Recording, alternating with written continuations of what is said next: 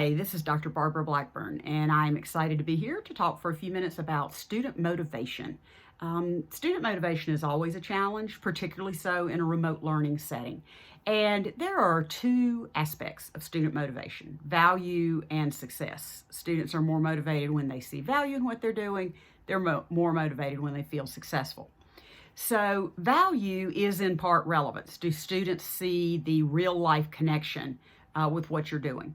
But there are two other types, and I'd like to spend a little bit of time there because chances are you're already doing relevance. So the second piece is activities. Students are more motivated when they are doing something, when they are talking about something, when they are creating something, than they are if they are simply listening. So where that plays out for us is that if you are doing a video presentation and you've got a general chat room, then you'd also want to do some breakout rooms so that students could get with smaller groups, and you would want to drop in on those to make sure that you're answering questions and facilitating what is going on. Another way to do an activity for students is to do virtual field trips, and those are ideal in a remote learning setting. So whether you want students to go visit a farm or a zoo, or you want them to visit the Louvre, then there are lots of ways to engage them. What I would encourage you to do is that if you use a virtual field trip, students need a guide so that you help them focus on what you are interested in them learning. Next, students see value in their relationship with you. So that one is really important in a remote learning setting because it's very easy for students to feel disconnected.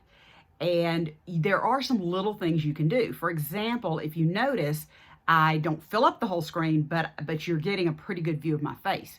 Sometimes what we do is we sit very far back and students feel that distance. Another thing in terms of connection is to really reinforce the positives that are going on, whether that is through an email or a chat message or visiting those smaller groups, or even a traditional phone call, then helping them remember that you are connected to them.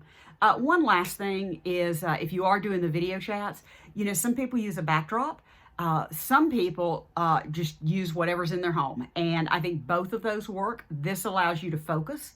But also, if you're looking at the background in your house, students can connect with you. So for example, if your daughter has a teddy bear sitting on the table behind you, that's a good prompt for your students to talk with you about.